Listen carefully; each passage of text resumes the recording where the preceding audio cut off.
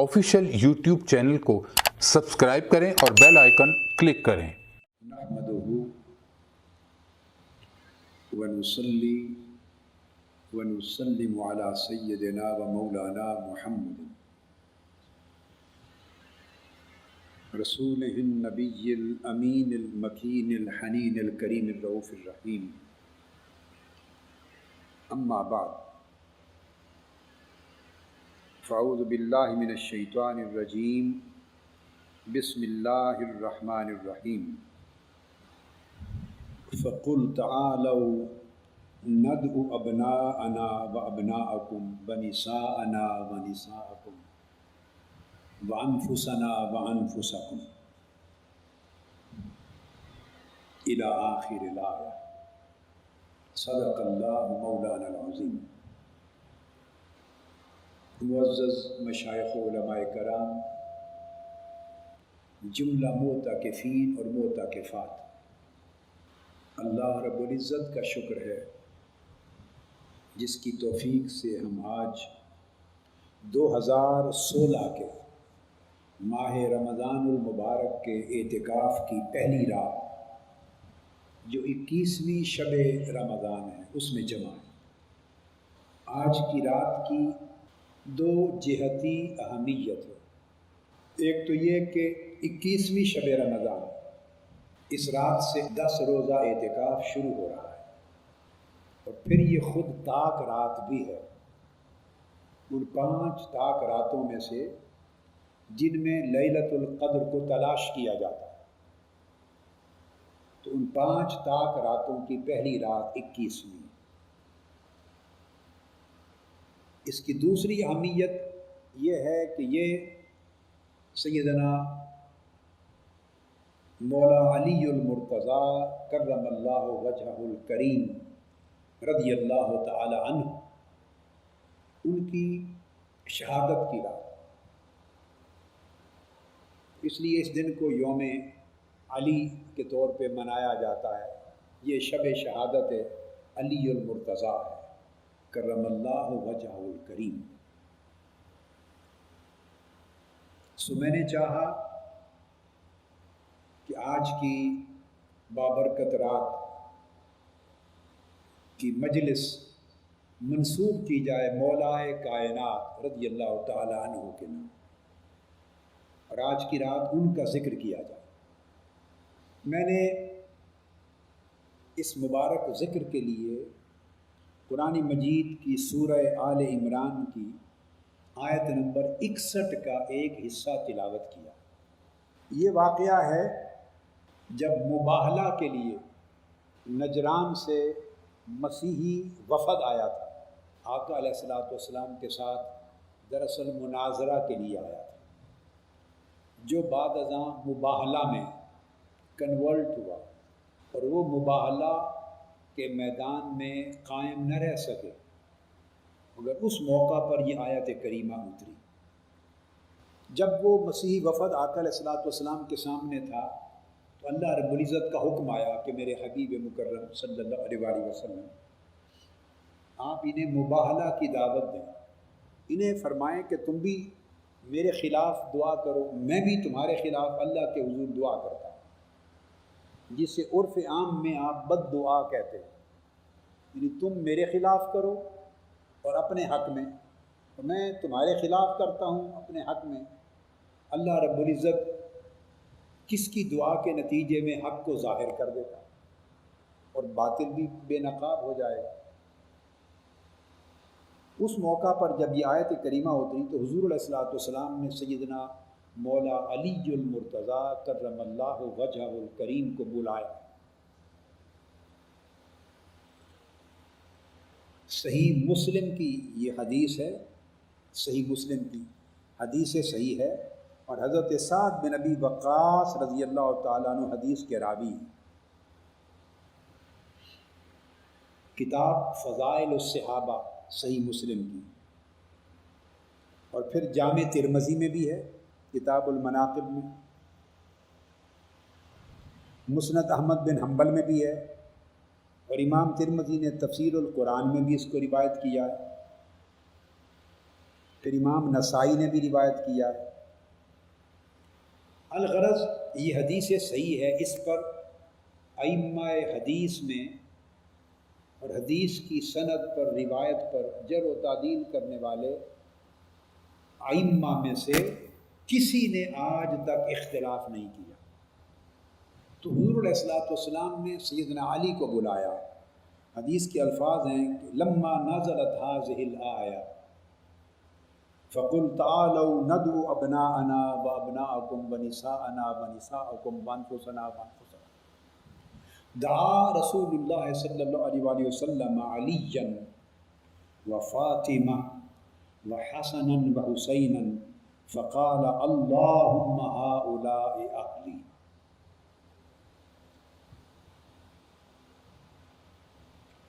اس مباہلہ کے لیے آقا علیہ السلام نے حضرت علی کو بلایا، سیدہ کائنات حضرت سیدہ فاطمۃ الزہرا رضی اللہ تعالی عنہا صلوات اللہ علیہ ان کو بلایا، اور حسنین کریمین رضی اللہ تعالی عنہما علیہم السلام ان شہزادوں کو بلایا، امام حسن امام حسین کو، وہ چھوٹے عمر میں تھے، اور اپنے ساتھ لے کے چلے اور فرمایا اے اللہ یہ میری اہل بیت، یہ میرا کل اثاثہ ہے، یہ میرے گھر کا سارا سرمایہ ہے، یہ مقدس نفوس ہیں جنہیں اس مباہلے میں اپنے ساتھ پیش کر رہا۔ اور آیات یہ ہیں، قرآن مجید کی آیت کریمہ کے الفاظ یہ ہیں، اور یہ اللہ رب العزت نے حکم فرمایا تھا۔ اب یہ بات اہم ہے، حکم اللہ رب العزت کا ہے، آیت قرآنی ہے، حکم اللہ رب العزت کا ہے، اور اس حکم الہی کی تفسیر حضور علیہ السلام نے کی ہے۔ حکم قرآنی ہے اور مفسر حکم الہی کے رسول پاک صلی اللہ علیہ وسلم خود ہے۔ اللہ پاک نے فرمایا تھا میرے حبیب ان سے فرما دیں بلا لو، اور ان کو کہو کہ تم بھی بلا لو، ہم بھی بلاتے ہیں اور تم بھی بلا لو اپنے بیٹوں کو، ہم اپنے بیٹوں کو بلاتے ہیں، تم اپنے بیٹوں کو بلا لو، ہم اپنی بیویوں کو، مقدس بیویوں کو بلاتے ہیں، تم اپنی بیویوں کو بلا لو، اور ہم اپنی جانوں کو بلاتے ہیں، تم اپنی جان کو بلا لو، اپنی جانوں کو بلا لو،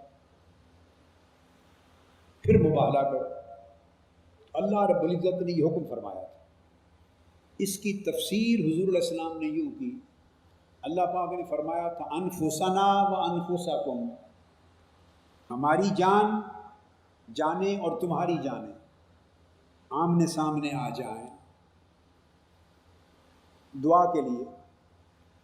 اور اللہ کے اس حکم کی تعبیر اور تفسیر آقا علیہ السلام نے یہ کی کہ انفسنا و انفسکم کے تحت خود سب سے آگے تھے، ساتھ حضرت علی شیر خدا کو بلا لیا۔ تو حضور علیہ السلام نے قرآن مجید کے اس حکم کے تحت کہ ہماری جانیں، تو اپنی جانوں میں اپنی جان اور سیدنا علی المرتضیٰ کی جان شامل کر دی اپنے ساتھ، یہ مرتبہ عطا فرمایا ہے۔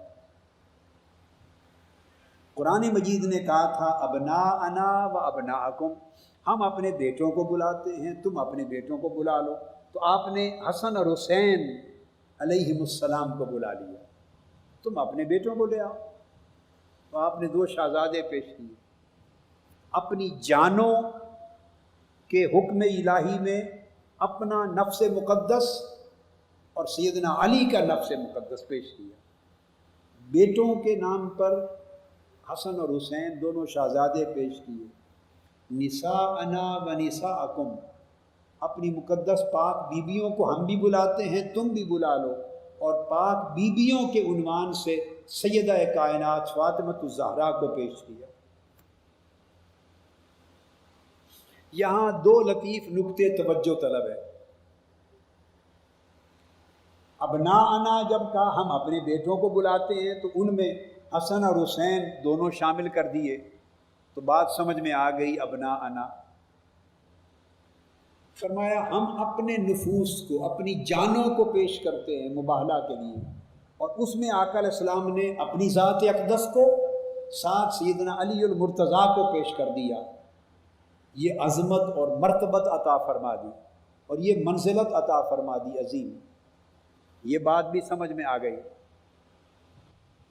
اب اگلا لطیف نکتہ یہ ہے کہ اسی طرح تیسرا حکم بھی جمع کے صیغہ میں تھا، فرمایا نساءنا و نساءکم، ہم اپنی عورتوں کو بلاتے ہیں، بیویوں کو، مقدس بیویوں کو، تم بھی اپنی بیویوں کو بلا لو جو تمہارے ہاں مقدس و محترم ہے۔ جب بیویوں کا فرمایا تو آقا علیہ السلام نے، جیسے تھی ہماری جانیں، ہمارے بیٹے، جانوں میں بھی دو تھے، بیٹوں میں بھی دو تھے، جب فرمایا بیویوں کو بلاتے ہیں تو یہاں بھی جمع کا صیغہ تھا، مگر تنہا سیدہ فاطمہ الزہرا کو بلایا، یعنی تنہا ان کے ایک وجود میں جمع کا صیغہ استعمال کر دیا، ایک وجود پر، کہ وہ نساءنا پر حاوی ہیں، تنہا ان کا ایک وجود نساءنا پہ حاوی ہے۔ اس لیے کہ آگے آقا علیہ السلام کی ساری نسل، اب اس کی حکمت اور راز کیا ہے؟ آپ کے ذہن میں ایک سوال آ سکتا ہے، کوئی آپ سے پوچھ سکتا ہے کہ ایسا کیوں، وہ جواب سن لیں۔ اب یہ جو سوال کر رہا ہوں اور جواب دے رہا ہوں، میں نے پڑھا نہیں ہے کہیں زندگی میں، ایسے ہی سوال آ گیا میرے ذہن میں کہ آپ کے ذہنوں میں یہ سوال آ سکتا ہے، نہ کسی نے مجھ سے کیا ہے آج تک، اور یہ کہ کوئی آپ سے پوچھ سکتا ہے، مجھ سے نہیں پوچھا کسی نے، مگر ایک سوال قائم کر رہا ہوں جو جینون ہے، پھر اس کا جواب دے رہا ہوں، اس لیے کہ نہ کسی نے آج تک کیا، نہ کبھی پڑھنے کا موقع ملا کہ میں اس کا جواب تلاش کروں، کہیں نہیں دیکھا۔ یہ اہتمام کیوں کیا؟ ارتکاز دیکھیے، وہ مسیحیوں کا وفد، وہ نہ صحابہ کرام کی عظمت کو رد کرنے کے لیے آئے تھے، نہ اہل بیت اطہار کی عظمت اور ان کی منزلت کو رد کرنے آئے تھے۔ ان کی لڑائی نہ صحابہ کرام سے تھی، نہ اہل بیت اطہار سے تھی، وہ آئے تھے رد کرنے کے لیے نبوت و رسالت محمدی کو صلی اللہ علیہ وآلہ وسلم۔ یہ سوال خود قائم کیا ہے اور اس کا جواب دے رہا ہوں آپ کے لیے۔ وہ آئے تھے اسلام کی حقانیت کو چیلنج کرنے، اسلام کی حقانیت کو چیلنج کرنے، اور اسلام کے مقابلے میں اپنے مذہب کو درست ثابت کرنے کے لیے۔ وہ تو اس مقصد کے لیے آئے تھے، اپنے مذہب کو حق ثابت کریں، اسلام کو رد کریں۔ اب اسلام کی حقانیت ثابت ہوتی ہے اگر رسول پاک صلی اللہ علیہ وآلہ وسلم کا حق ہونا ثابت ہو جائے۔ اسلام کی حقانیت منحصر ہے رسول پاک صلی اللہ علیہ وآلہ وسلم کی حقانیت پر۔ یہ نکتہ آپ سمجھے؟ اچھا، یہ نکتہ کیوں ہے؟ اس کے پیچھے بھی ایک حکمت ہے، یہی فلسفہ معجزہ ہے، اور یہی ضرورت و حاجت معجزہ ہے۔ معجزہ کیوں دیا جاتا ہے نبی کو؟ نبی کو معجزہ کیوں دیا جاتا ہے؟ رسول کو معجزہ کیوں دیا جاتا ہے؟ نبی اور رسول کو معجزہ دیا جاتا ہے صرف اس لیے کہ وہ اپنی نبوت و رسالت کو سچا ثابت کر سکے۔ نبی کی نبوت و رسالت کیا ہوتی ہے؟ وہ مبنی ہوتی ہے اللہ کے پیغام توحید پر، چونکہ اللہ کو یاد رکھ لیں کسی نے دیکھا نہیں ہوتا، نہ کسی نے دیکھا، نہ دیکھ سکے گا، قیامت میں دیکھیں گے اور جنت میں دیکھیں گے۔ جس ذات حق وحدہ لا شریک کا پیغام توحید لے کر اللہ کا نبی آتا ہے، اس اللہ کو کسی نے دیکھا نہیں ہوتا، تو نبی آ کے بات منواتا ہے ساری عالم غیب کی، اللہ کو مانو، اور پھر اللہ نے جو جو چیزیں بتائی ہیں اس کی وحی کو مانو، قیامت کو مانو، جنت و دوزخ کو مانو، اس کی قدر تقدیر کو مانو، बास बादल मौत को मानो, खैर व शर की ताकत को मानो, मलाइका को मानो। अल्लाह पाक सारी वो चीज़ें मनवाता है जो आंखों से दिखाई नहीं देती। एक अजीब मुहिम्मा है, आप समझ रहे हैं बेटे? अल्लाह पाक उन चीज़ों को मनवाता है जो दिखाई नहीं देती, और मनवाता है अपने नबी के ज़रिए।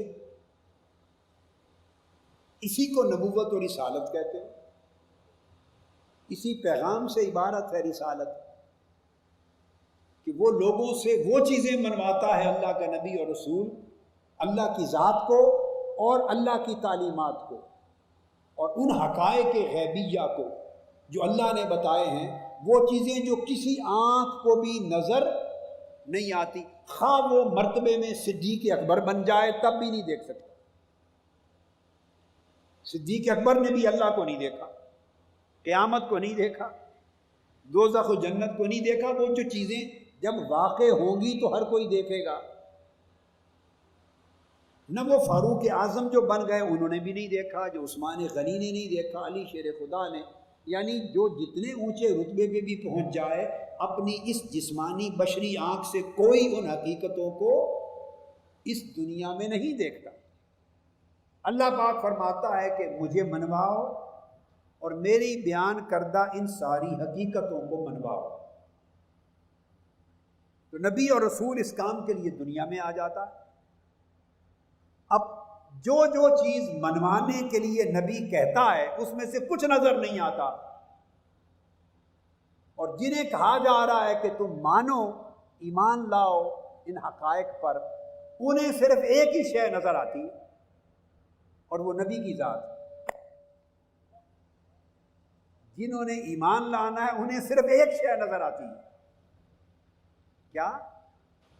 नबी की ज़ात, रसूल की ज़ात। ये इल्म कलाम है बेटे।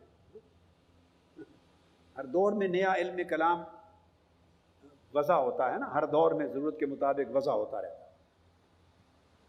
एक ही शय नज़र आती है उन लोगों को जिन्होंने ईमान लाना है, मानना है, और उनके सामने सिर्फ नबी की ज़ात।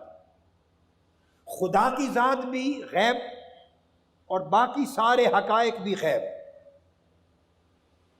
और हुक्म भी ये है ईमान लाने वालों को, अल्लज़ीन युमिनून बिल गैब, जो नज़र नहीं आ रहा, जो गैब में है उसे मान लो, बिन देखे मान लो, ये कुल ईमान है। बिन देखे मान लो, ये कुल ईमान है। तो जब इतना बड़ा काम सपुर्द करके अल्लाह ने अपने नबी को, अपने रसूल को भेज दिया कि उस नबी के कहे पर खुदा को मानना है, उस नबी के कहे पर सब कुछ मानना है जो दिखाई नहीं देता, इतना बड़ा काम सौंप दिया, तो उसको कोई बहुत बड़ी हैरत अंगेज ताकत भी तो देगा, कोई करिश्मा भी तो उसके हाथ पे जाहिर करेगा कि लोग बिन देखे मानने लगे। वो मोजज़ा अता करता है नबी को। क्या अता करता है? मोजज़ा। तो मोजज़ा नबी की नबुव्वत और रसूल की रिसालत के सच होने, उसकी सदाकत पर दलील होता है, और नबी की नबुव्वत और रसूल की रिसालत का सच होना ये खुदा के हक होने पर दलील होता है। आप बात को समझ गए? मोजज़ा नबी का सच्चा होना साबित करता है, और नबी सच्चा साबित हो जाए तो खुदा का हक होना साबित हो जाता है, तौहीद साबित हो जाती है। तो गोया नबूवत और रिसालत अगर साबित हो गई तो तौहीद साबित हो गई। अगर नबूवत और रिसालत साबित न हो सकी, उसका सबूत कमज़ोर रह गया, तो तौहीद की कोई दलील कायम नहीं रह सकेगी, सब दलीलों के कदम उखड़ जाएंगे। तो सारा तौहीद का निज़ाम और दलाइल नबी की ज़ात के सहारे खड़ा है। आप बात को समझे? तौहीद का सारा निज़ाम, ईमान का सारा निज़ाम नबी के वजूद पर खड़ा है। जैसे आप सुतून नहीं बनाते हैं छत के लिए, मुख्तलिफ जो कुछ भी आप लगाएं छत को कायम करने के लिए, तो सारी छत, फिर सारी मंजिलें, पूरी इमारत اس کے سہارے پر کھڑی ہوتی ہے۔ لہذا ایمان کی ساری عمارت نبی اور رسول کی نبوت اور رسالت کے سہارے کھڑی ہے، نبی کی صداقت پر کھڑی ہے۔ اب چونکہ سارا انحصار نبی کی ذات پر ہے، لہذا اللہ پاک نبی کو رسول کو معجزہ دیتا ہے، معجزہ عطا کرتا ہے۔ تو معجزے دیکھ کر نہ ماننے والے مان جاتے ہیں، وہ کہتے ہیں کہ اگر یہ چیز ان کے ہاتھ پہ ثابت ہو گئی جو ممکن ہی نہ تھا، تو پھر جو یہ فرما رہا ہے وہ بن دیکھے مان لو۔ اب پلٹ کے آ جائیں، وہ مسیحی وفد آیا تھا رسول پاک صلی اللہ علیہ وسلم کی نبوت و رسالت کو چیلنج کرنے کے لیے، آپ کی نبوت و رسالت کو چیلنج کرنے کے لیے۔ اگر آپ کی نبوت و رسالت چیلنج ہو جائے اور اس کی حقانیت اور صداقت ثابت نہ ہو سکے تو پھر نظام توحید اور اسلام اس کو الگ سے رد کرنے کی کسی اور کوشش کی ضرورت نہیں، وہ عمارت خود بخود منہدم ہو جاتی ہے۔ ایمان کی عمارت، اسلام کے عقیدہ کی عمارت، توحید کی عمارت منہدم ہو جاتی ہے اگر نبوت اور رسالت کو چیلنج کر دیا جائے اور اس کا ثبوت نہ ہو سکے، معاذ اللہ۔ انہوں نے تو چیلنج حضور کی ذات کو کیا، انہیں غرض کسی اور طبقے سے نہ تھی۔ جب حضور کی ذات کو چیلنج کیا تو چاہیے تو یہ تھا، اور یہ بھی کافی تھا، یہ کوئی کم نہ تھا۔ اللہ پاک فرماتا میرے محبوب ان سے مباہلہ کرو، انہیں کہو کہ تم بھی میرے خلاف بد دعا کرو اور میں بھی تمہارے خلاف ہاتھ اٹھاتا ہوں، کافی تھا۔ اللہ حکم دیتا محبوب آپ نکلیں، انہیں کہیں تم بھی آ جاؤ، اور دونوں ایک دوسرے کے خلاف دعا کرتے ہیں اور نتیجہ دیکھتے ہیں۔ تو کیا آقا علیہ السلام کا ہاتھ اٹھانا کم تھا؟ بولیے بولیے، کوئی کم تھا یا کوئی کمی تھی جس کو پورا کرنے کے لیے باقی نفوس جمع کیے گئے؟ اگر یہ سوچا بھی تو کافر ہو جائیں گے۔ اگر تنہا آقا علیہ السلام کی ذات کو حکم ہوتا کہ آپ باہر آ جائیں اور چیلنج کریں اور انہیں کہیں یہ بھی آپ کے خلاف دعا کریں اور آپ بھی دست مبارک اٹھا دیں، تو ایک دست مبارک اٹھ جانا ساری کائنات باطل کو تاؤ بالا اور برباد کر دینے کے لیے کافی ہے۔ ساری کائنات باطل بھسم ہو جاتی، برباد ہو جاتی۔ آقا علیہ السلام کے بعد آپ کو کسی اور کو ساتھ ملانے کی ضرورت و حاجت نہیں۔ جب یہ ہمیں بھی معلوم ہے اور اللہ کو بھی معلوم ہے، جو بات ہمیں سمجھ میں آ رہی ہے تو اللہ کو معلوم نہیں ہے، اللہ کو بھی معلوم ہے کہ اگر ان کے ساتھ مباہلہ ہی کرنا ہے تو تنہا میرے مصطفیٰ کے ہاتھ کافی ہیں۔ مگر قرآن مجید کو دیکھیے، اللہ پاک نے حضور علیہ السلام کو تنہا نہیں فرمایا کہ آپ جائیں، تنہا نہیں فرمایا کہ آپ جائیں، فرمایا آپ بھی جائیں اور ایک نفس اپنے ساتھ اس کو بھی انف و ثنا میں لے جائیں جس نفس میں آپ کی جھلک نظر آئے، پھر اپنی صاحبزادی بھی ایسی لے جائیں جس میں ساری نسل کے فیوزات، برکات اور درجات کی جھلک نظر آئے، اپنے شہزادے بھی ایسے لے جائیں جس میں قیامت تک آپ کی پوری نسل کی جھلک نظر آئے، جو ساری خوبیاں، ساری عظمتیں، ساری نعمتیں، ساری برکتیں، ساری سعادتیں، سارے فضائل، سارے مناقب ان کا مرقع ہو، ان کا مجمع ہو، ان کا پیکر ہو۔ آقا علیہ السلام نے اللہ کے حکم کی تعبیر کر کے ان کو چنا اور ساتھ لے دیا۔ یہ اس بات کی طرف اشارہ تھا کہ یہ علی ذات محمدی کا مظہر عتم ہے، اس لیے انف و ثنا کا اطلاق کیا۔ جیسے ہم اپنی جانیں لاتے ہیں، جو میری ذات اور میری جان ہے انہی کی صفات کی جھلک میرے علی میں ہے، میرے وجود کا تسلسل آگے، میری نسل کا تسلسل، کیونکہ فاطمہ الزہرا آقا علیہ السلام کی نسل حضور سے چلی، تو حضرت علی اور سیدہ کائنات یہ دونوں آقا علیہ السلام کی نسل اور آل کی بقا کا ذریعہ بنے۔ ان دونوں کو جمع کر لیا، پھر آگے پوری نسل جو کائنات تک چلی وہ حسن اور حسین دو وجود ذریعہ بنے، ان کو ساتھ ملا لیا۔ اشارہ یہ تھا کہ یہ ساری میں اور میری آل ہے، میں اور میری آل ہے۔ تو سب سے زیادہ فیوزات محمدی کی مظہریت تامہ آقا علیہ السلام کی ان نفوس قدسیہ کو عطا ہوئی۔ اور پھر فرمایا اللہم ہؤلاء اہلی، یہ میری اہل بیت۔ اس کے کہہ دینے کا مطلب دوسروں سے اہل بیت ہونے کی نفی نہیں ہوتی، یہ تو ایک مقام ہے، یہ ایک مقام ہے کہ یہ اس بلند مرتبے پر ہیں، اس بلند مرتبے پر ہیں۔ اب یہ جو حدیث ہے اسے امام مسلم نے بھی روایت کیا، امام احمد بن حنبل نے بھی روایت کیا، امام ترمذی بھی نے روایت کیا، امام نسائی نے بھی روایت کیا، طبرانی نے بھی عبداللہ بن عمر سے روایت کیا، ابن ابی لیلہ سے، عمران بن حسین سے، اور عبداللہ بن عباس سے، بزار نے اور بہت سے ائمہ حدیث نے اپنے اپنے طرق سے روایت کیا حدیث صحیح۔ یہ تو میں نے پہلی ایک حدیث قرآن مجید کی تفسیر میں کہ آقا علیہ السلام کے نفس اطہر کا عکس کامل مولا علی شیر خدا کو قرار دیا، انفسنا کے ٹائٹل میں داخل کیا۔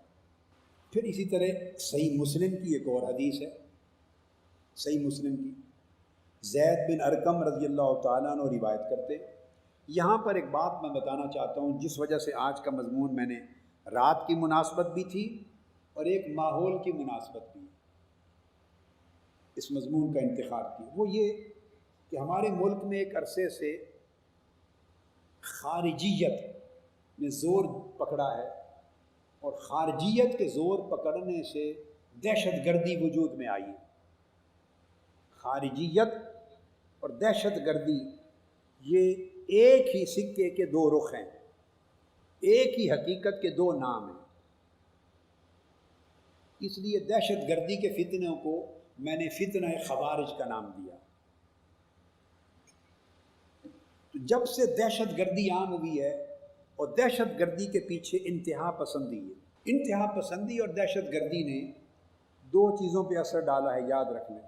ہمارا امن تو تباہ کیا ہے ملک کا، وہ تو الگ میٹر ہے، مگر جو اثر ڈالا ہے ہماری نوجوان نسل، بلکہ ہماری موجودہ نسل اور اگلی نسلوں کے سیاسی نظریے میں تبدیلی کی ہے۔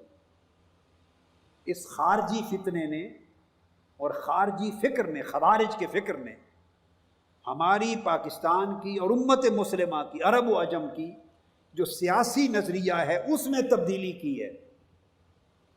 تصور جہاد میں، تصور شہادت میں، تصور اعتدال کو ختم کیا ہے، اعتدال کی جگہ انتہا پسندی ڈالی ہے۔ الغرض سیاسی نظریہ، میں مختصر سی بات کر دی، تفصیل میں نہیں جا رہا ہوں، اس کو بدل دیا ہے۔ اور یاد رکھیں کہ صرف سیاسی نظریہ پر ہی اثر انداز نہیں ہوئی دہشت گردی، عقیدہ پر بھی اثر انداز ہوئی۔ تو سیاسی نظریے پر اثر انداز ہو کر دہشت گرد بنا دیا ہے خارجی فکر نے، خارجی سوچ نے، اور وہ گولہ بارود لے کر انسانیت کے قتل کی طرف آ گئے سیاسی فکر کی تبدیلی میں، نظریے کی تبدیلی میں۔ اور اعتقادی تبدیلی جو عقیدہ میں واقع ہوئی ہے خارجی فکر سے، اس نے لوگوں کو دہشت گردوں کے پیچھے جو کھیپ ہے انتہا پسندوں کی، وہ انتہا پسند بنا دیا۔ دہشت گردی کبھی اعتدال سے نہیں نکلتی، جو طبیعتیں معتدل ہوں گی وہ کبھی دہشت گرد نہیں بنیں گی، وہ پرامن رہیں گی۔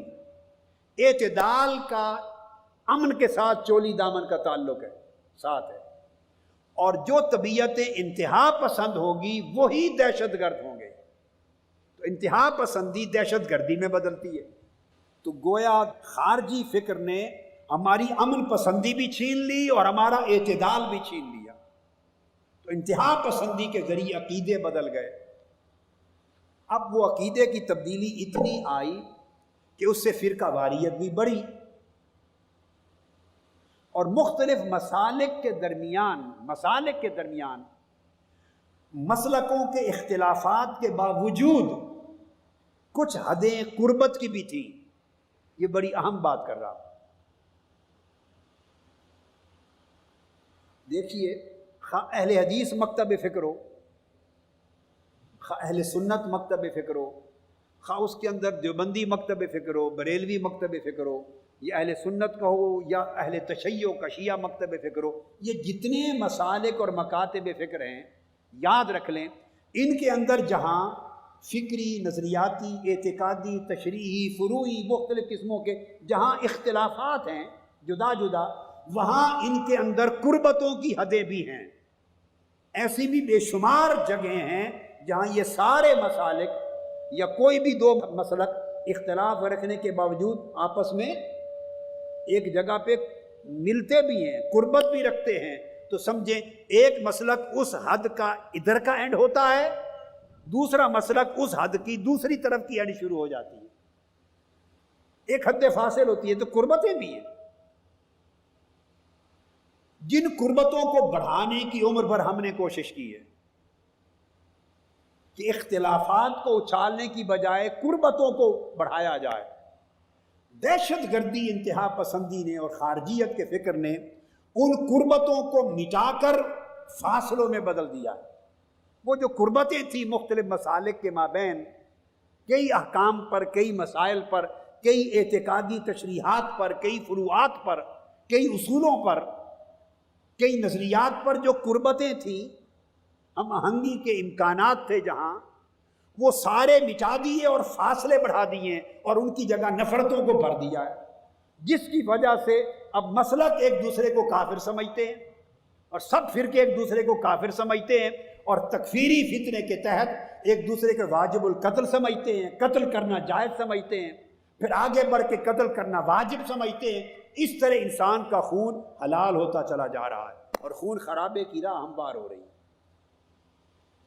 یہ نقطہ بین المسالک اہل سنت اور اہل تشیع دونوں کے درمیان قربت کی حد تھی، قربت کا نقطہ تھا، ایک حد تھی جہاں دونوں مسلک ملتے تھے، وہ محبت اہل بیت تھی،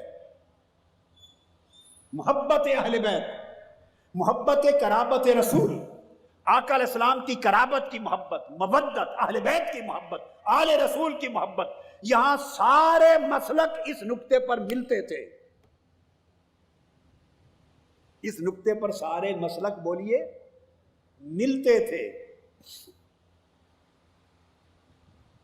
میں ایک آسان سی مثال دوں، ہم خلفائے راشدین کو مانتے ہیں، اہل سنت چاروں خلفائے راشدین کو مانتے ہیں نا جی، اہل حدیث بھی مانتے ہیں، اہل سنت بھی مانتے ہیں، بریلوی بھی مانتے ہیں، دیوبندی بھی مانتے ہیں، یہ طبقات اس طرف کے سارے چاروں کو مانتے ہیں، ٹھیک ہو گیا۔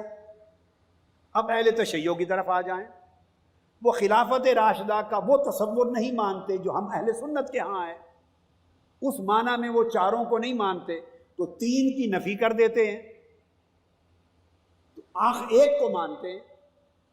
اب بھول جائیں وہ ان کو پہلا کہتے ہیں یا چوتھا کہا جائے، اس کو بھول جائیں، تو چار حق ہیں خلفائے راشدین، وہ تین کو نہیں مانتے، ہم چاروں کو مانتے ہیں، اور ادھر کے سارے مسالک چاروں کو مانتے ہیں، تو سارے مسالک اہل سنت، اہل حدیث، دیوبندی، بریلوی اور اہل تشیع شیعہ، ساروں کے درمیان ان چاروں میں ایک نقطہ جس کو سب مانتے ہیں، وہ کون ہوا؟ بولیے، جس کو سارے مانتے ہیں دونوں طرف والے، وہ کون ہوا؟ وہ مولا علی المرتضیٰ۔ تو علی شیر خدا شیعوں کے تو نہیں ہیں، مولا علی المرتضیٰ شیعوں کے تو نہیں ہیں، یہ خالی سنیوں کے بھی نہیں ہیں، وہ تو سنیوں کے بھی ہیں اور شیعوں کے بھی ہیں، چونکہ خلفائے راشدین میں سے ہیں، وہ تو دیوبندیوں کے بھی ہیں، وہ بریلویوں کے بھی ہیں، وہ اہل سنت کے بھی ہیں، اہل حدیثوں کے بھی ہیں۔ جو خلافت راشدہ کو ماننے والا ہے وہ مولا علی المرتضیٰ کا تو انکار نہیں کر سکتا، یہ بات درست ہے نا، وہ خلیفہ راشد ہیں، خلیفہ حق ہیں، تو گویا ایک نقطہ وحدت ہو گیا۔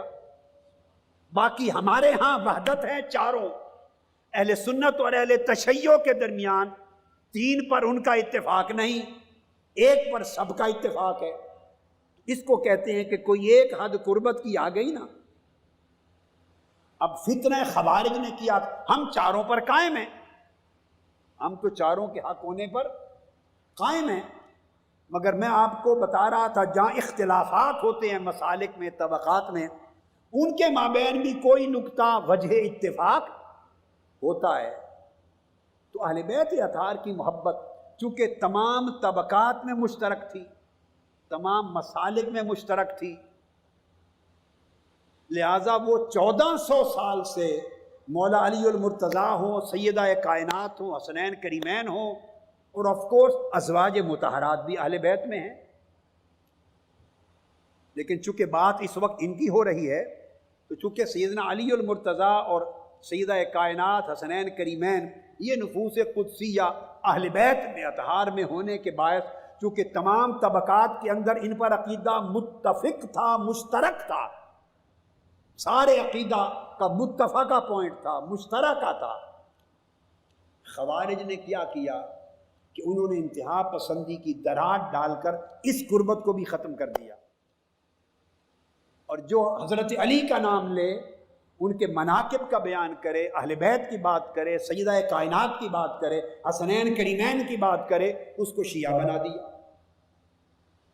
یہ ایک فتنہ ڈالا امت میں، فتنہ۔ جو علی کی بات کرے، جو فاطمہ کی بات کرے، جو حسن حسین کی بات کرے رضوان اللہ تعالی علیہ مجمعین، سیدھا ایک شرانگیزی کر دی، کہہ دو کہ یہ تو شیعہ ہے۔ گویا اہل بیت اطہار کو اٹھا کر اہل سنت سے بالواسطہ انڈائریکٹلی نکال کے صرف اہل تشیع کے خانے میں ڈال دیا اور خود لا تعلقی کر دیا اہل بیت اطہار سے۔ یہ جو فکر ہے لا تعلقی کا اہل بیت اطہار سے، یہ ایمان نہیں ہے، اسلام نہیں ہے، یہ خوارج کا فتنہ ہے، یہ خارجی عقیدہ ہے۔ اس سے دہشت گردی، انتہا پسندی کی راہ نکلتی ہے۔ اب مولا علی المرتضیٰ کا مقام ہمارے ایمان میں کیا ہے، سیدہ کائنات کا مقام ایمان میں کیا، اہل بیت اطہار کا کیا ہے، میں آپ کو حدیث سے صحیح سنا دیتا ہوں، حدیث سے صحیح۔ اب وہ تو نہ سنیوں نے بنائی ہے، نہ شیعوں نے بنائی ہے، نہ کسی مکتب فکر نے بنائی ہے، وہ تو صحیح مسلم کی حدیث ہے، سنا رہا ہوں آپ کو۔ کیا؟ صحیح مسلم کی۔ زید بن ارقم رضی اللہ تعالیٰ عنہ راوی ہیں، آقا علیہ الصلوۃ والسلام مکہ معظمہ سے مدینہ کی طرف تشریف لا رہے ہیں حجۃ الوداع کے بعد۔ جب مدینہ طیبہ کے پاس پہنچے، غدیر خم ایک مقام ہے، جب قریب پہنچے تو آقا علیہ السلام نے فرمایا، تمام صحابہ کرام کو جمع کیا۔ اب حدیث کو غور سے سنیں، اور میں متوجہ کر رہا ہوں ان علماء کو، اہل سنت علماء کو، اور ان دینی لوگوں کو، اور ان نوجوانوں کو، اور ان مذہبی ذہن رکھنے والے لوگوں کو کہ توجہ سے سنیں کتنا بڑا فتنہ خوارج ہمارے عقیدے میں داخل کر دیا گیا ہے۔ ہمیں اپنی اصلاح کرنی چاہیے اور پلٹ کر اصل عقیدے پر آنا چاہیے، اصل عقیدے پر۔ اب یہ صحیح مسلم کی حدیث ہے اور فرمان ہے رسول پاک صلی اللہ علیہ وآلہ وسلم۔ صحیح مسلم کی اس لیے منتخب کی ہے کہ اس کی صحت پر کسی کو شک نہ رہے، کوئی یہ نہ کہے کہ صحیح نہیں ہے، وہ حدیث صحیح ہے۔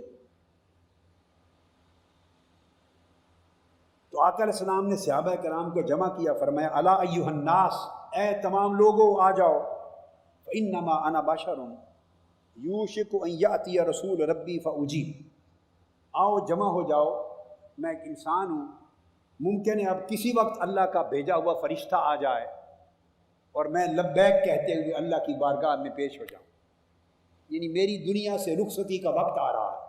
اشارہ دے دیا آقا علیہ السلام نے، فرمایا انا تارک فیکم ثقلین، میں تمہارے اندر دو بڑی عظیم چیزیں چھوڑے جا رہا ہوں، دو بڑی، اس بات کو ذہن نشین کر لیں، یہ بات کوئی مسلکی بات نہیں ہے، فرقہ وارانہ بات نہیں ہے، کسی مکتب فکر کی بات نہیں ہے، ہماری اہل سنت کی صحیحین میں حدیث کی سب سے بڑی دو معتبر کتابوں کی حدیث صحیح ہے، اور اس پر آج تک 1200 سال 1100 سال میں اہل سنت ائمہ حدیث میں سے کسی نے نقد نہیں کیا، اعتراض نہیں کیا۔ ہمارے ہاں اس پر عقیدہ ہے، یہ اہل سنت کا عقیدہ ہے۔ آقا علیہ السلام نے فرمایا میں تمہارے اندر دو بڑی عظیم چیزیں چھوڑے جا رہا ہوں. اولہما کتاب اللہ، سب سے پہلی چیز اللہ کی کتاب قرآن. فیہ الہدی والنور، اس قرآن میں ہدایت بھی ہے اور نور ربانی بھی ہے. فخذوا بکتاب اللہ، پہلا حکم یہ دیتا ہوں واستمسکوا بہ، اللہ کی کتاب کو پکڑ لو اور مضبوطی سے قرآن کے دامن کو تھام لو، قرآن کو تھام لو. واستمسکوا بہ، قرآن کو تھام لو. فحث علی کتاب اللہ ورغب فیہ، پھر قرآن مجید کی تاکید کی آقا علیہ السلام نے اور بڑی سخت تاکید فرمائی کہ اس کو اپنا لو، قرآن سے دوری اختیار نہ کرو. ثم قال، اس کے بعد آقا علیہ السلام نے فرمایا پہلی عظیم چیز جو میں تمہارے اندر تاکہ ہدایت پہ رہو، تمہارا عقیدہ اور ایمان صحیح رہے، میں چھوڑے جا رہا ہوں. انی تارکن، میں چھوڑے جا رہا ہوں دو عظیم چیزیں. یہ بعد کے لوگوں نے نہیں بنائی دو عظیم چیزیں، یہ کسی فرقہ و مسلک نے نہیں بنائی. آقا علیہ السلام کا فرمان ہے کہ میں تمہاری ہدایت اور رہنمائی کے لیے دو عظیم نعمتیں چھوڑے جا رہا ہوں. ایک قرآن، پھر دوسری ثم قال اہل بیتی، دوسری میری اہل بیت، دوسری میری اہل بیت. اب قرآن مجید کو تھامنے، مضبوطی سے تھامنے کی تاکید فرما دی تھی. جب اہل بیت کا ذکر کیا، میری اہل بیت، فرمایا اذکرکم اللہ فی اہل بیتی، میں اپنی اہل بیت کے معاملے میں تمہیں اللہ یاد دلاتا ہوں. اللہ کو یاد رکھنا، سامنے آنکھوں کے رکھنا اللہ کے حکم کو میری اہل بیت کے معاملے میں. چونکہ اللہ کا نبی جو فرماتا ہے وہ اللہ کا فرمان ہوتا ہے. اللہ کا نبی اپنی طرف سے کچھ نہیں فرماتا.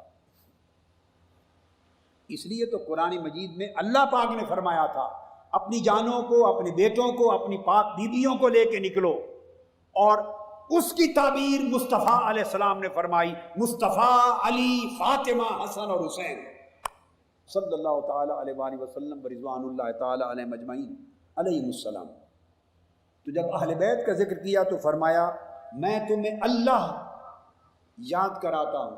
اللہ کو یاد رکھنا، اس کے حکم کو، اس کے فرمان کو میری اہل بیت میں.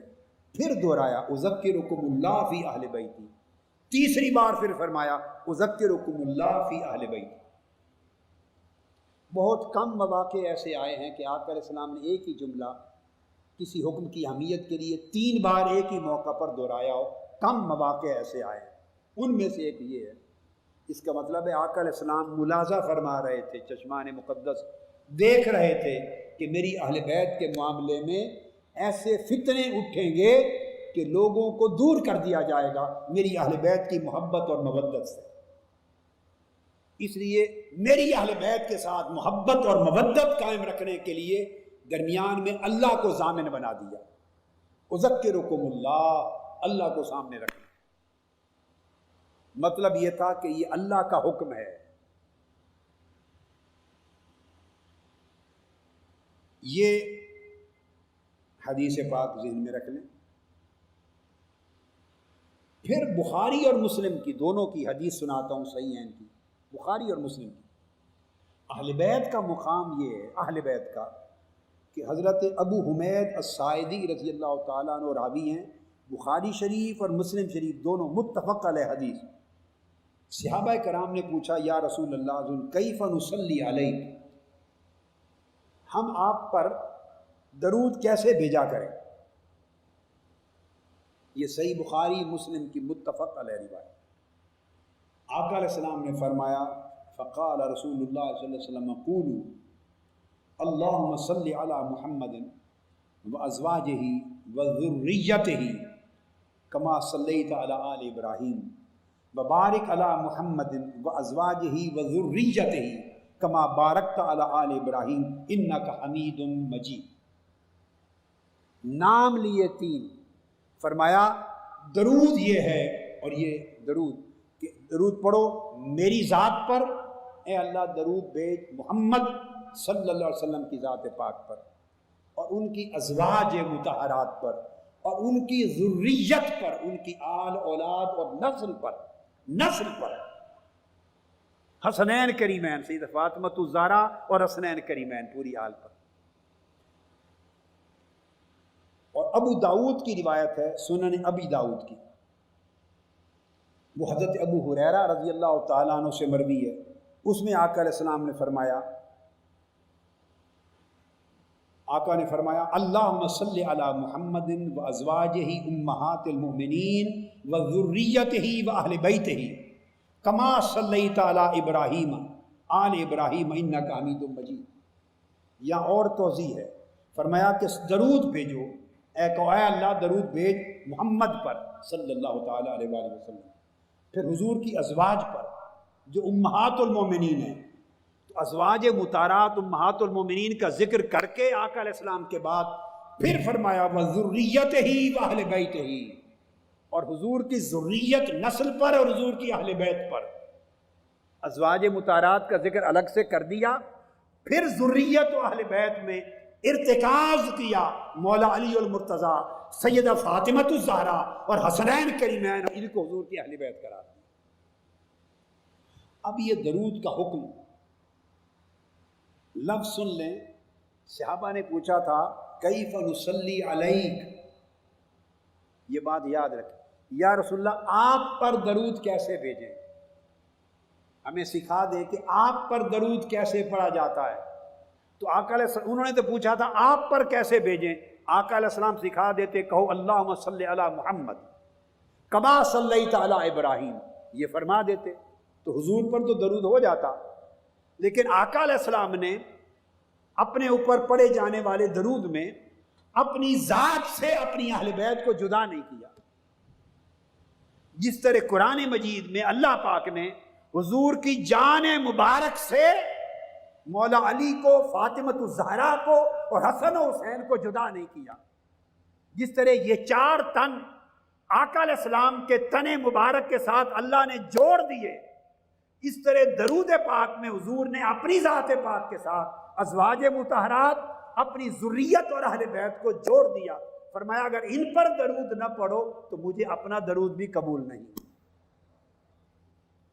اور جوڑ کر پھر یہ درود اللہ رب العزت نے نماز میں رکھ دیا، السلام علیک ایھا النبی الگ کہلوا دیا، اور درود کے مقام پر اللہم صلی علی محمد وعلی آل محمد، تو حضور کی آل اور اہل بیت پر درود کو نماز کا حصہ بنا دیا۔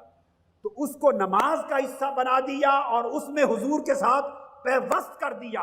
اب جو شخص ان کو حضور سے جدا کرنا چاہے اس کا ایمان ہی ختم ہوگا، ایمان کے ہوتے ہوئے ان کو جدا کوئی نہیں کر سکتا۔ ایمان کو خود سے جدا کر دے تو پھر اہل بیت کو مصطفیٰ سے جدا کر لے۔ یہ حدیث پاک کا اگلا حکم آ گیا۔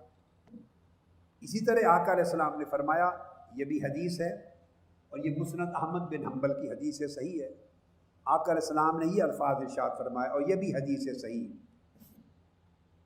احمد بن حنبل کی مسند میں، ترمذی میں، نسائی میں، ابن ماجہ میں، آقا علیہ السلام نے الفاظ فرمایا انی تارک فیکم، میں تم میں ایک ایسی چیز چھوڑے جا رہا ہوں، ما ان تمسکتم بہی لن تضلوا بعدی، اگر تم انہیں تھامے رکھو گے تو کبھی گمراہ نہیں ہوگے میرے بعد۔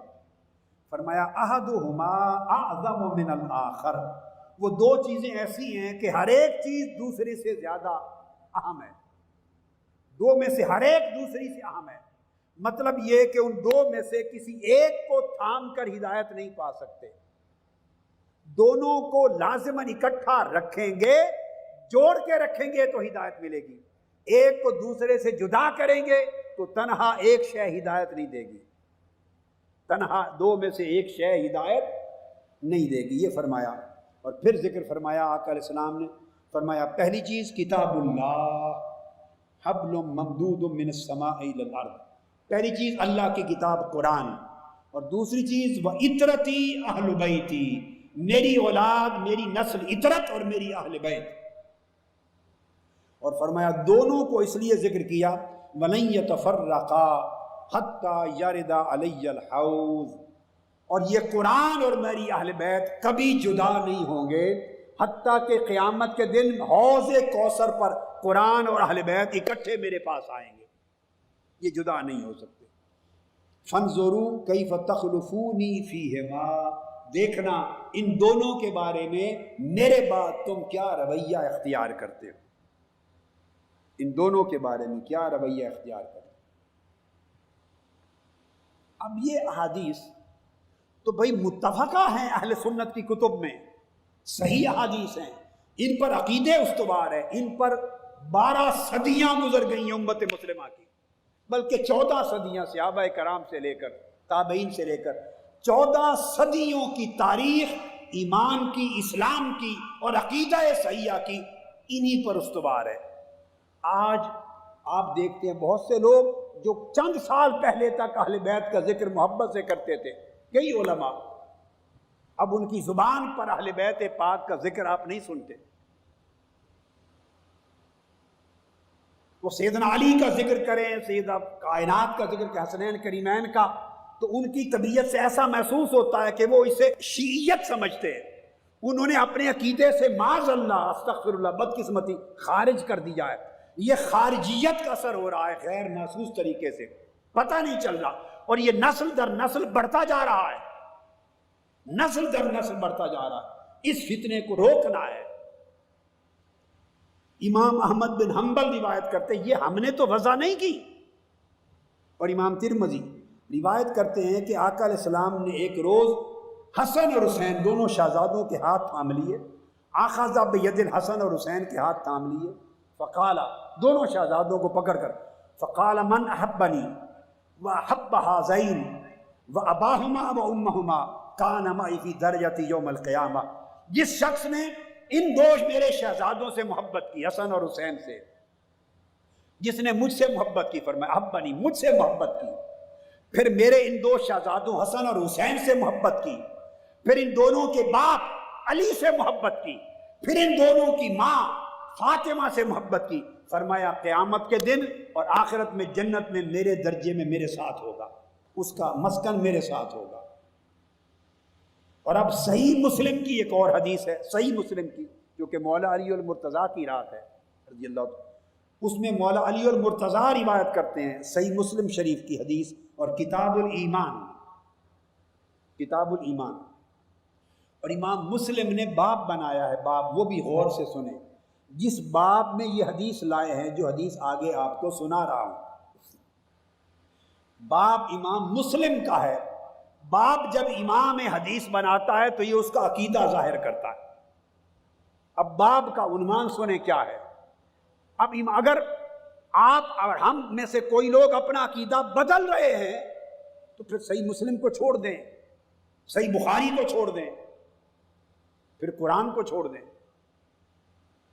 دونوں چیزیں گڑبڑ نہیں کر سکتے۔ امام مسلم نے باب بنایا، باب الدلیل علی ان حب الانصار وعلی من الایمان۔ امام مسلم نے صحیح مسلم میں باب بنایا، باب اس چیز کی دلیل پر کہ انصار صحابہ سے محبت اور علی مرتضیٰ سے محبت یہ ایمان ہے، یہ ایمان کا حصہ ہے۔ اس طرح کا عنوان اوروں کے لیے نہیں بنایا، یہ امام مسلم کا عقیدہ بتا رہا ہے کہ حضرت علی سے محبت اور انصار صحابہ سے محبت ایمان کا حصہ ہے، یعنی اس کو عین ایمان کہا۔ کیوں کہ حدیث صحیح ہے، مولا علی المرتضیٰ فرماتے ہیں کہ اس رب کی قسم جس نے دانوں کو پھوڑا، نباتات اور پودوں کو اگایا اور زندگی میں نظام حیات تخلیق کیا، اس رب کی قسم، اِنَّهُ لَأَحْدُ النَّبِيِّ الْأُمِّيِّ إِلَيَّ، سیدنا علی نے فرمایا کہ آقا علیہ السلام نے میرے ساتھ یہ وعدہ فرمایا تھا، میرے ساتھ میرا ہاتھ پکڑ کے وعدہ فرمایا تھا کہ علی میں تم سے وعدہ کرتا ہوں، ضمانت دیتا ہوں، وعدہ کرتا ہوں کیا، اللہ یحبنی الا مؤمن ولا یبغضنی الا منافق۔ مجھ سے فرمایا تھا وعدہ کے طور پر کہ علی میرا وعدہ ہے کہ سوائے مومن کے تجھ سے محبت کوئی نہیں کرے گا، اور سوائے منافق کے تجھ سے بغض کوئی نہیں رکھے گا۔ آقا علیہ السلام نے فرمایا علی میرا تم سے وعدہ ہے، گویا قسم کھائی ہے کہ سوائے مومن کے تجھ سے محبت کی توفیق کسی کو نصیب ہوگی، تیری محبت مومن کے سوا کسی کے دل میں نہیں رہے گی، اور تیرا بغض منافق کے سوا کسی کے دل میں نہیں ہوگا۔ جس کے دل میں تیرا بغض ہوگا، جو تیری محبت سے کترائے گا، تیری فضیلت سے کترائے گا، تیرا ذکر تیری شان بیان کرنے سے ذرا جھجکے گا، کترائے گا، پیچ و تاب کھائے گا، یہ علامت ہوگی کہ یہ شخص منافق ہو چکا ہے، اس کا ایمان رخصت ہو گیا ہے۔ اور جو تجھ سے محبت کرے گا، تجھ سے محبت کرنا مومن ہونے کی، ایمان کی علامت ہوگی۔ پھر جامع ترمذی میں ایک اور حدیث، اس کے الفاظ یہ ہیں کہ مولا علی فرماتے ہیں رضی اللہ تعالیٰ کہ مجھے آقا علیہ السلام نے فرمایا انہو، یہ وعدہ تھا میرے ساتھ، انہو لا یحبک الا مؤمن ولا یبغضک الا منافق، اے علی تم سے مومن کے سوا محبت کوئی نہیں کرے گا، اور تم سے منافق کے سوا بغض کوئی نہیں رکھے گا۔ اب امام احمد بن حنبل روایت کرتے ہیں، امام احمد بن حنبل کہ آقا علیہ السلام نے فرمایا احب اللہ لما یغزوکم من نعمہ، لوگوں اللہ سے محبت کرو، اللہ سے محبت کرو، کیونکہ اس نے تمہیں بے حساب نعمتوں سے سیراب کیا ہے اور اپنی نعمتوں سے پالا ہے۔ محبت کرو ان نعمتوں فرمانے والے سے۔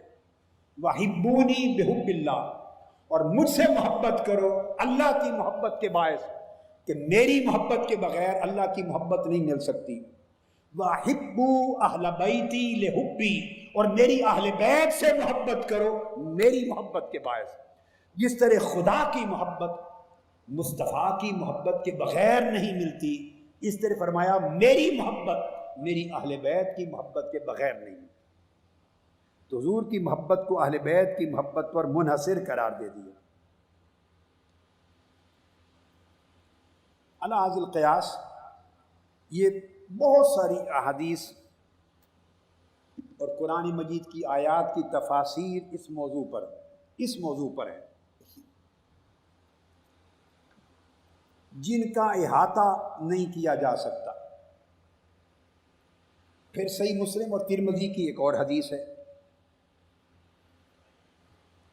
اور وہ حدیث یہ ہے کہ غزوہ تبوک پر آقا علیہ السلام تشریف لے جا رہے تھے، غزوہ تبوک پر، اور پیچھے مدینہ طیبہ کی نگرانی اور اس کے امور کا سربراہ حضرت علی کرم اللہ وجہ الکریم کو بنا کے چھوڑ گئے۔ حضرت علی نے سوال کیا کہ صرف خواتین بھی پیچھے رہ گئی اور مجھے چھوڑے جا رہے ہیں آقا؟ تو آقا علیہ السلام نے فرمایا علی، یہ حضرت سعد بن ابی وقاص روایت کرتے ہیں رضی اللہ تعالیٰ عنہ، اور حدیث صحیح ہے مسلم اور ترمذی، فرماتے میں نے کانوں سے سنا کہ آقا علیہ السلام نے فرمایا علی کیا تم اس بات پہ خوش نہیں ہو کہ تمہارا درجہ میرے نزدیک اسی طرح کا ہو جو درجہ ہارون کا حضرت موسیٰ کے ساتھ تھا، سوائے اس کے کہ وہ ہارون بھی نبی تھے، میرے بعد نبی کوئی نہیں ہوگا، اتنا قریب۔ اور پھر فرماتے ہیں سعد بن ابی وقاص کہ جس دن غزوہ خیبر تھا، غزوہ خیبر، سب صحابہ کرام جلیل القدر یکے بعد دیگرے لشکر کی کمانڈ کرتے ہوئے گئے، اور خیبر فتح نہیں ہو رہا تھا، واپس آ گئے، پھر گئے نئی کمانڈ کے ساتھ لشکر بھیجا، فتح نہیں ہوا، اور کمانڈ بدلی، فتح نہیں ہوا۔ ساری کمانڈ خیبر کو فتح نہیں کر سکی، واپس آ گئے۔ آقا علیہ السلام نے فرمایا صبح اس کو جھنڈا تھماؤں گا، خیبر کے اس جہاد کا غزوہ کا، اس کو جھنڈا تھماؤں گا جس کے ہاتھ پر خیبر فتح ہوگا، اور وہ شخص اللہ اور اس کے رسول سے محبت کرتا ہوگا، اور اللہ اور اس کا رسول اس سے محبت کرتا ہے۔ وہ اللہ اور اس کے رسول سے محبت کرتا ہے وہ شخص، اور اللہ اور اس کے رسول اس سے محبت کرتے ہیں۔ ساری شام اور رات گزر گئی، صحابہ کرام تکتے رہے کہ آقا علیہ السلام نے بڑی عجب خوش خبری سنا دی ہے، مگر وہ خوش نصیب ہے کون؟ ہر کوئی انتظار میں رہا کہ ابھی مجھے آواز آتی ہے کہ جھنڈا لو، صبح حملہ کرو، لیکن نہیں۔ جب سب انتظار میں بیٹھے رہے تب آقا علیہ السلام بولے، फरमाया अली कहाँ है, अली को बुला ला। उनकी चश्मान मुक़द्दस में आँखों में कुछ तकलीफ़ थी, आका अलैहिस्सलाम ने बुलाया, हज़रत अली को लाया गया, आपने लुआब दहन डाला, आँखें शिफायाब हो गईं। आपने उनके हाथ पे झंडा दिया और झंडा दे के फरमाया जाओ कमांड, आप अपनी कमान में हमला करो। फ़फ़तह अल्लाहु अलैहि, हज़रत अली के हाथ पर खैबर फतह हो।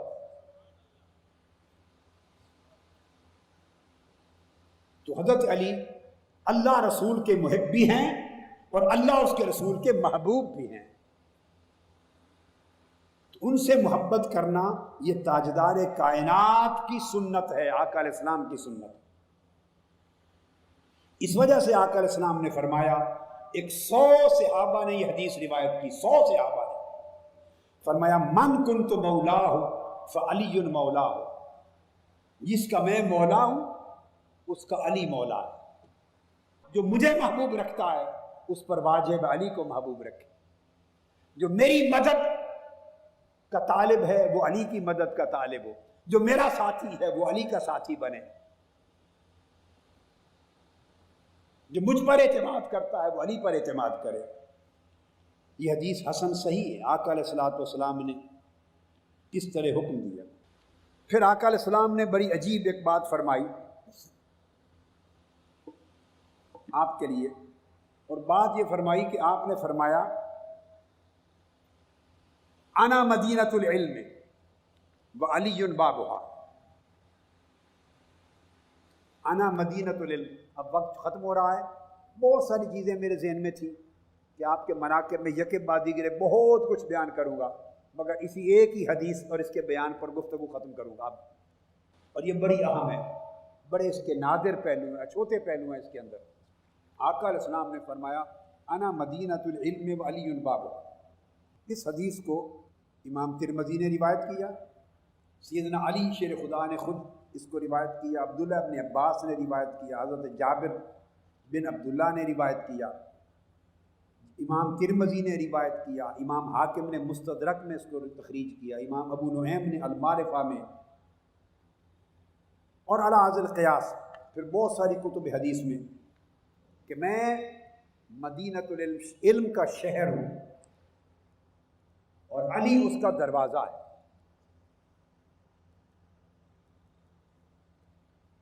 अब दूसरी रिवायत में जो हज़रत जाबिर से है उसमें ये अल्फाज भी आए हैं इज़ाफ़तन, अना मदीनतुल इल्म व अलीयुन बाबुहा, मैं इल्म का शहर हूँ और अली उसका दरवाज़ा है।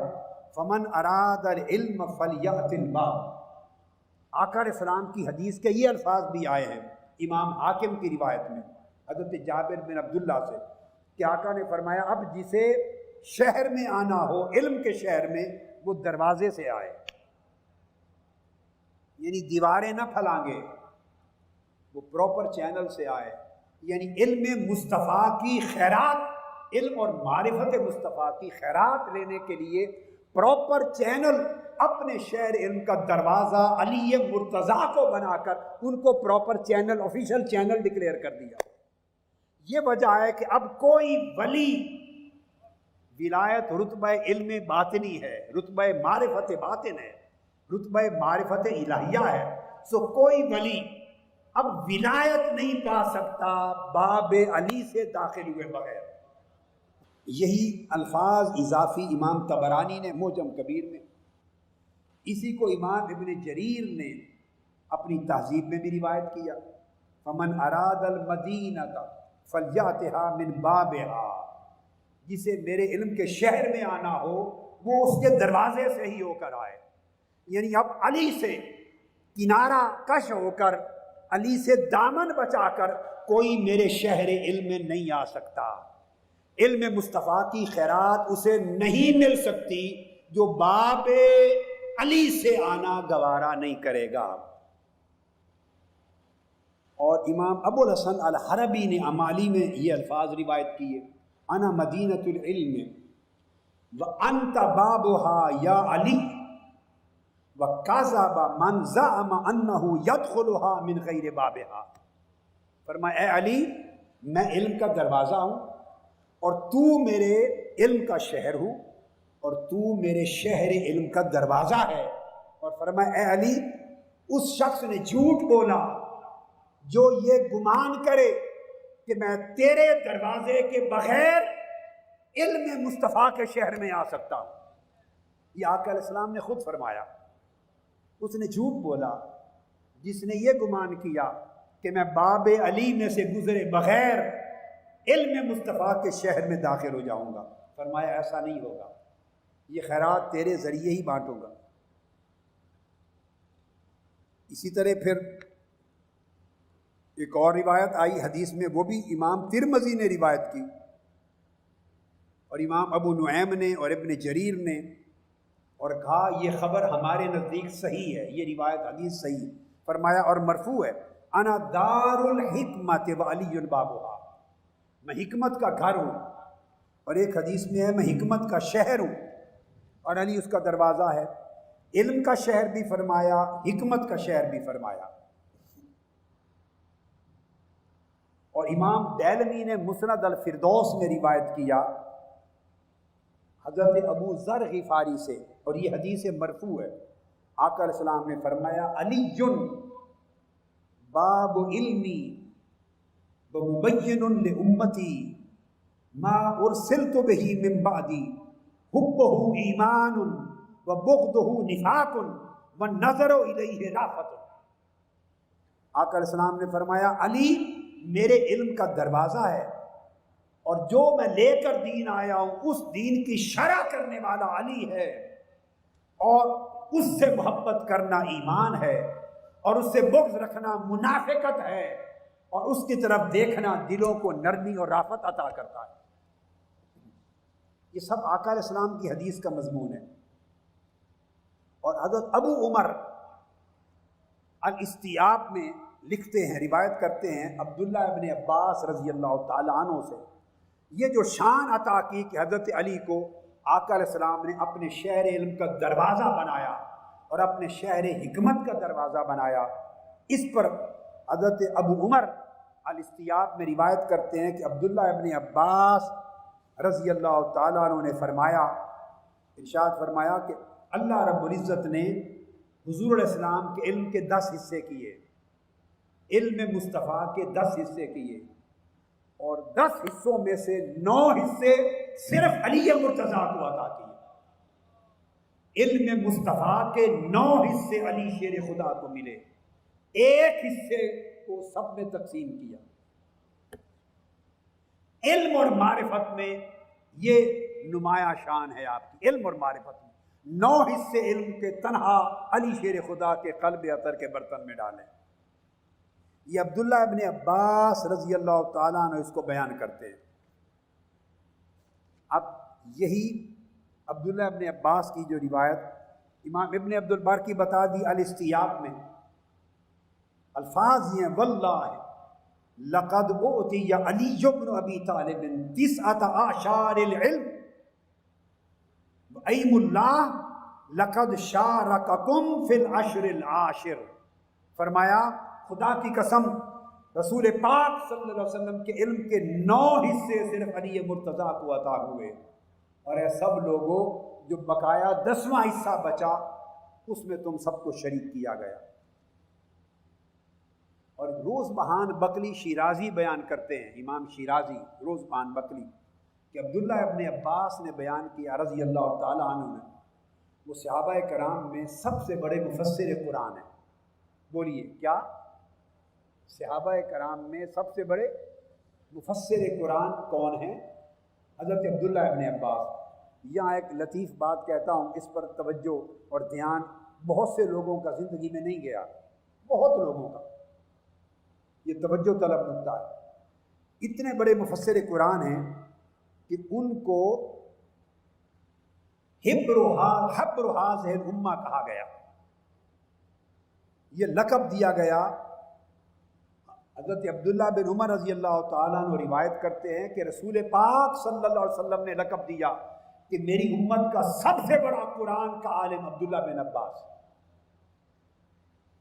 ایک بڑی خاص چیز سمجھانے لگا ہوں، اس پورے مضمون کو توجہ سے سنیں، اس پر ختم کرنا ہے۔ ایک خاص نکتہ ہے، آقا علیہ السلام نے فرمایا ان حبر هذه الامہ عبداللہ ابن عباس، میری امت کا عظیم عالم اور قرآن کا سب سے بڑا مفسر عبداللہ ابن عباس۔ اور حضرت عبداللہ ابن مسعود بیان کرتے ہیں صحابی، نعم ترجمان القرآن ابن عباس، کہ سب سے بڑا قرآن کا ترجمان عبداللہ ابن عباس۔ یہ عبداللہ ابن عباس کی شان ہے۔ آپ سوچیں گے کہ موضوع تو سیدنا علی المرتضیٰ کا تھا، یہ بات کہاں سے آ گئی؟ نہیں، یہ بے جوڑ نہیں ہے، یہ مربوط ہے مضمون سے۔ اب آپ نے سن لی کہ عبداللہ ابن عباس صحابہ کرام میں سب سے بڑے مفسر قرآن، ترجمان القرآن اور امت کے سب سے بڑے عالم ربانی ہیں قرآن مجید کے۔ اب یہ بات سمجھنے والی ہے، جن کو حبر و حاضر امہ کہا جا رہا ہے، جن کو ترجمان القرآن کہا جا رہا ہے، آپ کو معلوم ہے جب حضور علیہ السلام کا وصال ہوا تو عبداللہ ابن عباس رضی اللہ تعالیٰ عنہ کی عمر کیا تھی؟ معلوم ہے 13 برس۔ اب جس امت میں سیدنا صدیق اکبر بھی بیٹھے ہیں، فاروق اعظم بھی ہیں، سیدنا عثمان غنی بھی ہیں، اور صحابہ کرام ہیں، صحابہ کرام کی اس جماعت میں، اور یہ فرمان وصال کے وقت کا تو ہے نہیں۔ اب آپ اندازہ کر لیں، کیونکہ تاریخ کہیں رقم نہیں ہے کہ جب یہ فرمایا تو کس سن میں فرمایا۔ میں نے تو بتایا جب آقا علیہ السلام کا وصال مبارک ہوا تو عبداللہ ابن عباس کی عمر 13 برس تھی۔ اگر یہ بات 2 برس پہلے فرمائی تھی تو گویا 11 برس عمر تھی جب فرمایا۔ اگر 3 برس پہلے فرمائی تھی تو 10 سال عمر تھی، 10 سال جب فرمایا، اور اگر 4 سال وصال سے پہلے فرمایا تھا تو 9 سال کی عمر میں تھی، اور اگر وصال سے چند روز قبل بھی فرمایا تو 13 برس عمر تھی۔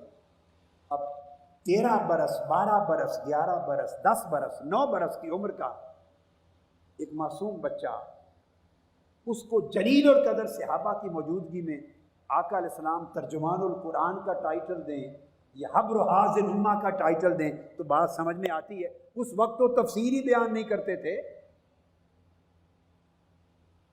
اس وقت تو ابھی وہ حلقہ تفسیر قرآن تو بنایا نہیں تھا، وہ تو آقا کے وصال کے بعد بنے حلقے۔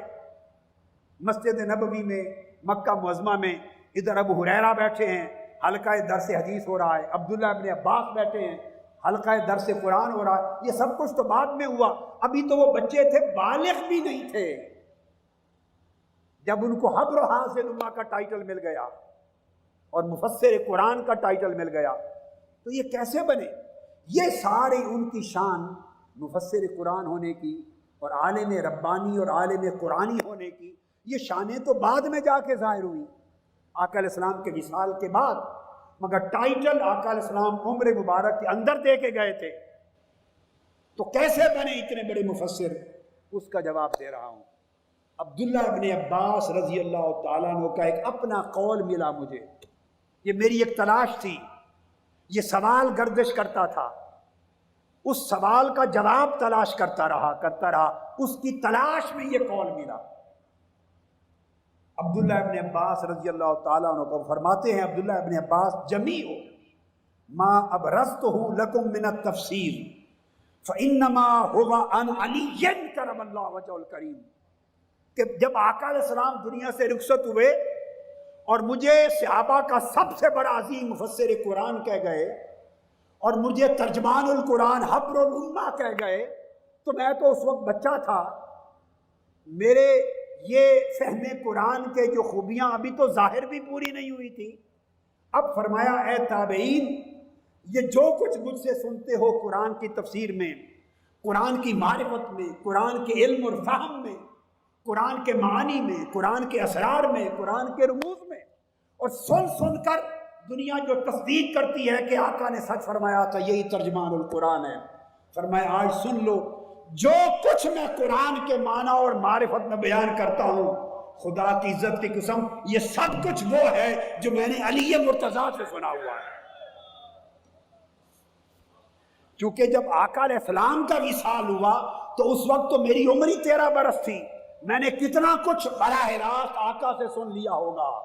یہ جو سب کچھ بیان کرتا ہوں اور پوری کائنات میرے علم قرآن سے روشن ہو گئی ہے، یہ سب کچھ وہ ہے جو میں نے مولا علی المرتضیٰ سے حاصل کیا ہے.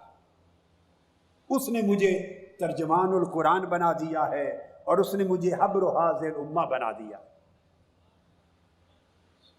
یہی وجہ ہے کہ صحابہ کرام میں صرف مولا علی شیر خدا کی ذات تھی، ایک ہی ہستی تھی کہ آپ بربلا منبر پہ کھڑے ہو کر مدینہ طیبہ میں بھی اور کوفہ میں بھی کہا کرتے تھے سلونی سلونی سلونی فواللہ لا تسألونی عن شیء یکون الی یوم القیامت الا حدثتکم.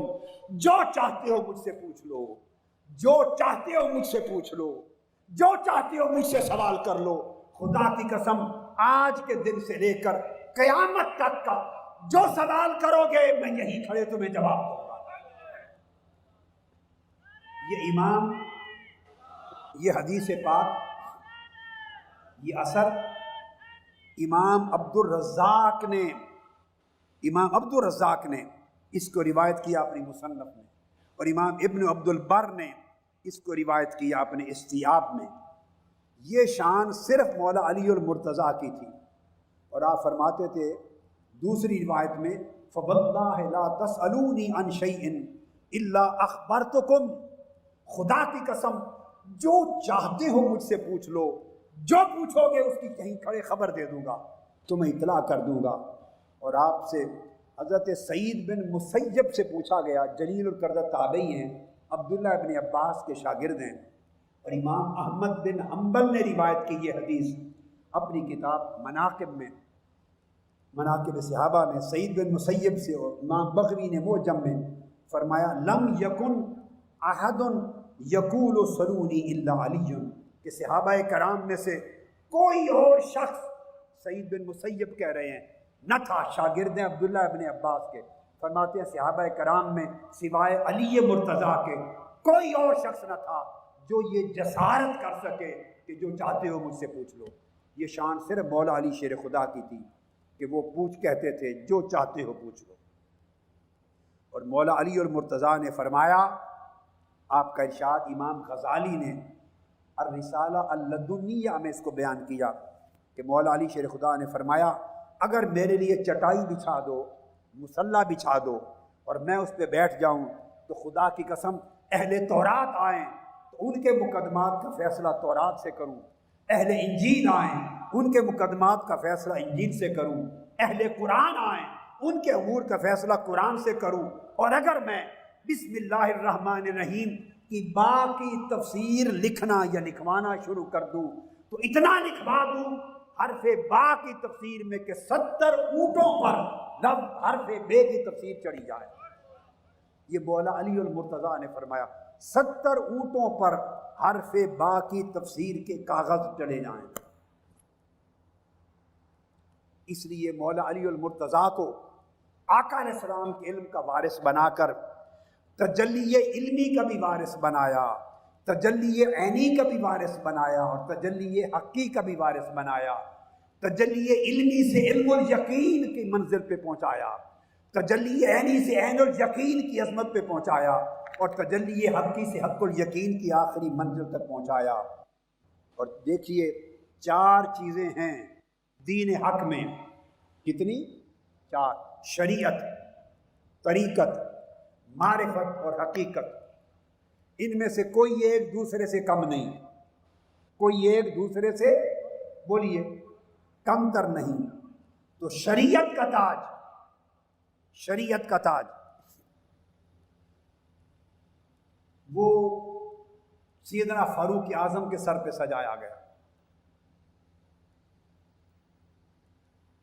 ان کو جو امور سونپے گئے، طریقت کا سہرا سیدنا عثمان غنی کے سر پہ سجایا، معرفت کا سہرا سیدنا صدیق اکبر کے سر انور پہ سجایا اور حقیقت کا سہرا مولا علی مرتضیٰ کے سر پہ باندھا، ان کے سر پہ باندھا. اس لیے آپ کو جو شان عطا ہوئی وہ آپ فرمایا کرتے تھے. اور یہ بات جو میں نے پہلے بیان کی عبداللہ ابن عباس سے، یہ حضرت سفیان ثوری نے بھی بیان کیا. امام سفیان ثوری جس کو امام اصفہانی نے حلیۃ الاولیاء میں روایت کیا، سفیان ثوری رضی اللہ تعالیٰ عنہ نے حضرت منصور سے، انہوں نے حضرت ابراہیم النخعی سے، انہوں نے حضرت علقمہ سے، انہوں نے عبداللہ ابن مسعود سے رضی اللہ تعالیٰ عنہ، انہوں نے فرمایا قسمت الحکم عشرۃ اجزاء، کل علم اور حکمت 10 حصوں میں تقسیم کر دی گئی جو تاجدار کائنات نے عطا کی کائنات کو۔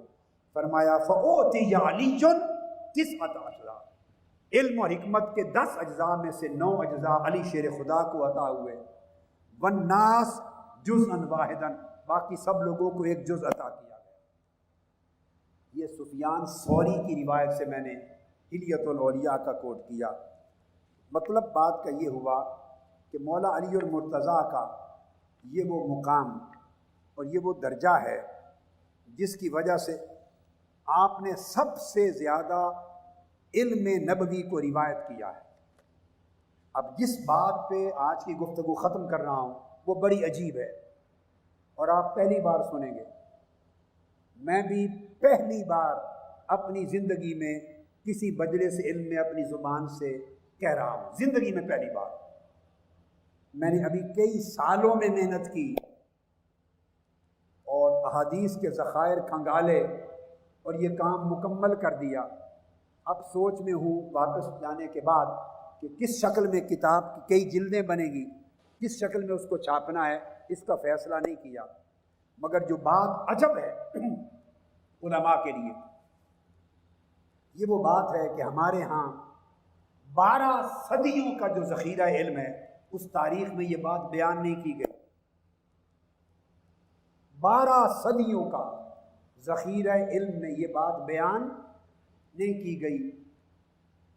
کتابوں کے سمندروں میں غوطہ زنی کرتے کرتے کرتے سالوں کے بعد وہ براہ راست وہ چیز وہ نتیجے تک جا پہنچا جو بیان کر رہا ہوں آج، اور آج پہلی مرتبہ کر رہا ہوں کیونکہ اپنا مطالعہ تحقیق مکمل کر کے اپنے سفر سے پہلے آیا ہوں۔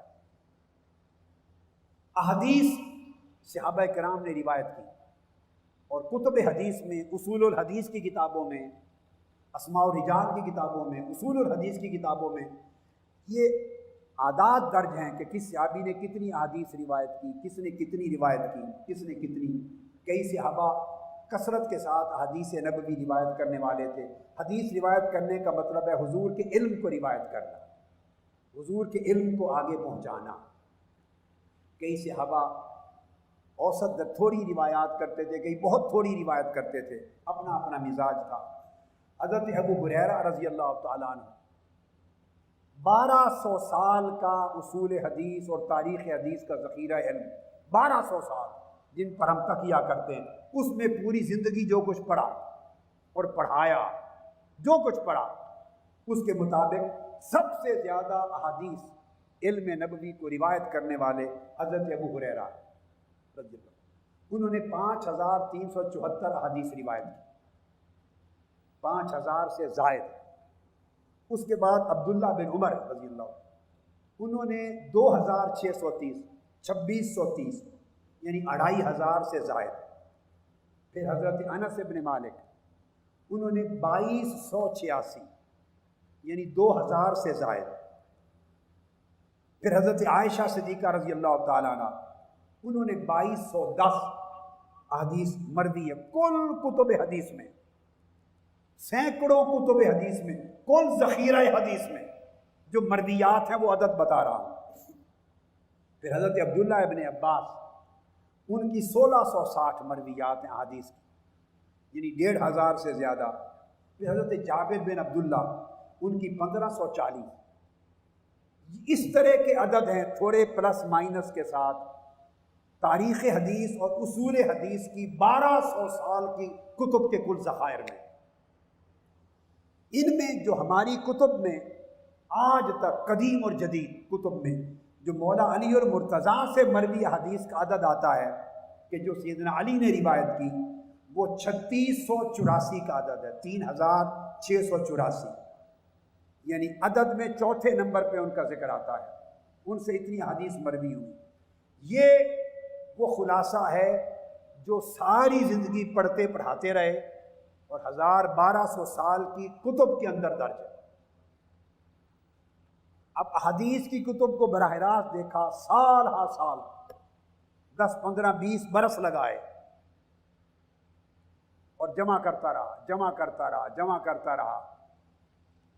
اب جا کر تمام کتب حدیث کو کھنگالنے کے بعد براہ راست حدیث کو دیکھ کر اس نتیجے پر پہنچا کہ یہ کھنگالا نہیں گیا مولا علی المرتضیٰ کی مرویات کو.